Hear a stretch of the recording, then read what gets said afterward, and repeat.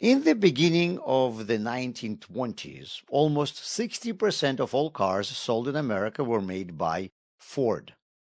Ford Motors completely dominated the market. A distant second was General Motors, selling about 13% of all cars. But then, GM's CEO Alfred Sloan had an idea. Ford's Model T came only in black, so GM began making every year's car in a different color. Technology was not advancing fast enough to make improvements on cars from year to year, but the appearance changed it enough to make you feel that your car is old. The name that GM gave to this strategy was planned obsolescence. In other words, they were planning when your car will become obsolete. Before this, average American was buying a new car every 10 years. Why replace it? It works, and a new car doesn't offer any new features. But now people began buying new cars every 2 to 5 years. And within about a decade, GM was selling more than half of all the cars in America.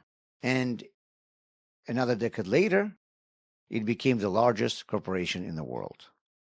So why were people suddenly buying new cars? Not because they needed them, but because of fashion. This year's car is blue, and it's not really better than last year's red car. Fashion is a movement, but it's not a movement forward. You see, both technology and trends can move people. Technology makes people move forward. Fashion and trends makes us move sideways, creating movement without improvement. And by the way, today Apple follows the very same playbook with their iPhones.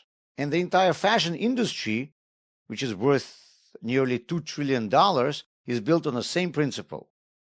Interestingly, the fashion industry is even larger than the pharmaceutical industry. People constantly complain about the high cost of healthcare, yet the numbers show that with these inflated prices on medicine, we spend more money on keeping up with the latest trends than on our health. The Torah gives us a very direct instruction. B'chokosehem lo selecho. Do not simply follow the trends and the lifestyle of surrounding culture. We were taken out of Egypt not only to stop being slaves to Pharaoh, but also to stop being slaves to the culture around us and society's pressures, the endless need to keep up with everyone else. If the culture around us has something constructive and meaningful to offer, Jews have never been afraid to learn from it. Throughout our history, we have lived in countless countries and adopted many practical and beneficial things from the societies around us. But we must make sure not to adopt fads together with these innovations. We are ready to move forward, but not sideways.